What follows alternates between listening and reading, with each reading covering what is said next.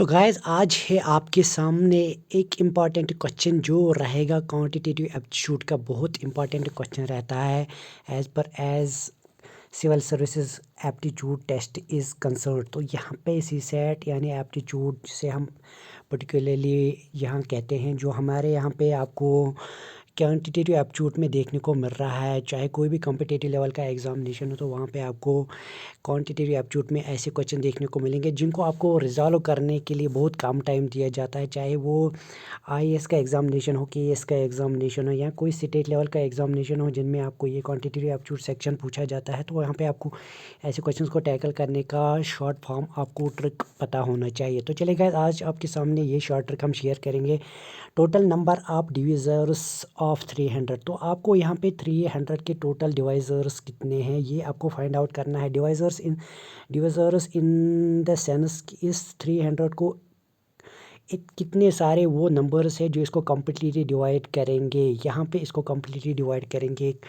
For example हम बोलेंगे 300 को 2 से डिवाइड करेंगे, तो कैसे करेंगे? वो होगा 2 1 ज़ा 2, 2 5 ज़ा 10, 2 0, यानी कि 2 ने इसको कम्प्लीटली डिवाइड किया तो 2 इसका डिवाइज़र बन जाएगा। इसी तरह अगर हम बोलेंगे यहाँ पे 5 बोलेंगे, 5 को डिवाइज़र बनाएंगे, 5 1 ज़ा 5, 5 6 ज़ा 36 ने भी इसको कंप्लीट डिवाइड 5 ने भी इसको कंप्लीट डिवाइड किया तो ये 5 भी इसका डिवाइज़र बन जाएगा। इसी तरह आपको टोटल फाइंड आउट करने कितने बन सकते हैं 300 के। अभी हम यहाँ पे सीरियल वाइज का यहाँ पे हम एक एक करके चेक नहीं कर सकते, हमारे पास इतना टाइम नहीं रहता कि हम 2 से डिवाइड करेंगे, 3 से चेक करेंगे, 4 से चेक करेंगे।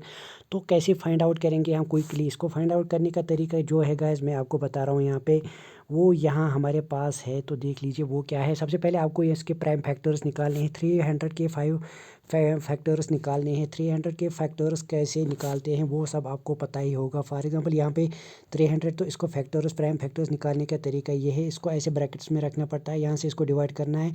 2 से इसको फैक्टर्स निकालने की कोशिश करेंगे। 2 1 ज़ा 2 होता है, 2 5 ज़ा 10 होता है, 2 0 ज़ा 0 होता है। ये हो गया 2 से। उसके बाद फिर से 2 से होगा, 2 7 ज़ा 40 और 2 7 5 ज़ा 10 होता है। ये हो गया 2 से। उसके बाद देखेंगे किससे होगा, 3 से नहीं होगा। अब 5 से कोशिश करेंगे, 5 1 ज़ा 5, 5 2 ज़ा 25, 5 से भी होगा। उसके बाद दोबारा करेंगे, 5 3 ज़ा क्या होता है 15 होता है। ये 3 से भी होगा। उसके बाद क्या होगा, उसके बाद हमारे पास ये है 3 वाला। 3 वाले में क्या करेंगे, उसके बाद 3 से फिर होगा 3 1 ज़ा क्या होता है 3। तो ये इसके प्राइम फैक्टर्स बन गए, यानी कि कौन कौन सा प्राइम फैक्टर बन गया। आई होप आपको सबको ये सब पता होगा ये कैसे निकालते हैं। 2 5 5 और ये 3, ये 3 जो यहाँ पे आया तो ये इसके प्राइम फैक्टर्स बन गए। मतलब क्या प्राइम फैक्टर बन गए, 2 इंटू 2 इंटू 5 इंटू 5 इंटू 3, यहाँ पे इसके ये प्राइम फैक्टर्स बन गए। तो आई होप आपको ये समझ में आ गया हो कि प्राइम फैक्टर्स कैसे निकालते हैं। तो आई होप गाइस आपको ये प्राइम फैक्टर्स निकालना आ गया होगा, कैसे प्राइम फैक्टर्स निकालने हैं। तो हमारे पास जो प्राइम फैक्टर्स आ गए वो क्या निकल के आ गए, वो हमारे पास यहाँ पे निकल के आ गए। वो हमारे पास आ गया 2 इंटू 2 इंटू 5 इंटू 5 इंटू क्या आ गया 3। तो इसको हम शॉर्ट फॉर्म में ऐसे भी निकल सकते हैं, लिख सकते हैं 2 इंटू 2 क्या होता है 2 स्क्वायर, इंटू में 5 इंटू 5 क्या बन जाएगा 5 स्क्वायर बन जाएगा, इंटू में क्या रहेगा 3। तो ये रहेंगे इसके प्राइम फैक्टर्स। तो इन फैक्टर्स से ही हमें यहाँ पे जो फाइनल आंसर आएगा वो आएगा। वो कैसे आएगा वो मैं आपको बताऊंगा। आपको क्या करना है, फार्मूला यहाँ पे आपको शॉर्ट ट्रिक रखेंगे। फॉर एग्जांपल यहाँ पे 3 टर्म्स है, मतलब 3 टर्म्स को हमें मल्टीपल करना है, तो हमें 3 ब्रैकेट्स यहाँ पे लेने पड़ेंगे। 3 टर्म्स को यहाँ पे लेके चलना पड़ेगा। फॉर एग्जांपल ये वाला पहला ब्रैकेट लेंगे, उसके बाद दूसरा वाले टर्म को मल्टीपल करेंगे तो यहाँ पे दूसरे वाले टर्म, उसके बाद 3 थर्ड वाला टर्म यहाँ पे आएगा। मतलब 3 टर्म्स है तो 3 वाले टर्म्स को मल्टीपल कर, अगर 4 होते हैं तो 4 टर्म्स यहाँ पे आ जाते हैं, अगर 5 होते हैं तो 5 टर्म्स आ जाते हैं। तो अभी 3 है हमारे पास तो 3 टर्म्स को यहाँ पे प्रेजेंट करेंगे। यहाँ पे लिखेंगे 1 प्लस में लिखेंगे, क्या लिखना है वो मैं अभी बताऊंगा। यहाँ पे भी 1 प्लस लिखेंगे, यहाँ पे भी 1 प्लस। ये 1 प्लस कहाँ से आ रहा है, ये फार्मूला शॉर्ट ट्रिक है, तो ये आपको ज़्यादा सोचना नहीं है, ये शॉर्ट ट्रिक है यहाँ पे। उसके बाद करना क्या, उसके बाद हमें पावर्स को ऐड करना है। पहली वाली टर्म में पावर क्या है, वो यहाँ पे 2 है तो यहाँ पे 2 आएगा।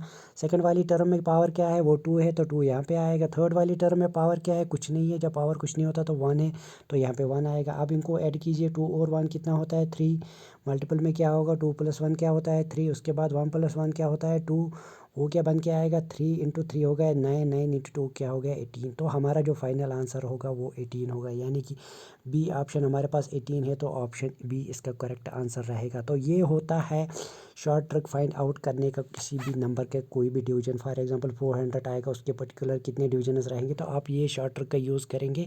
आई होप आपको ये शॉर्ट ट्रिक समझ में आ गई होगी, कैसे किसी नंबर का डिवाइस विथ इन सेकंड्स आप निकाल सकते हैं। कोई भी क्वांटिटी एप्टीट्यूड का क्वेश्चन हो इस डिवाइज़र के रिगार्डिंग, तो आप उसको टैकल करेंगे विथ इन सेकंड्स। तो ये था आज का हमारा इंपॉर्टेंट यहाँ पे क्वांटिटेटिव क्वेश्चन कंसेप्ट। तो मिलते हैं दूसरे वाले कंसेप्ट में, तब तक के लिए bye bye, goodbye, take care.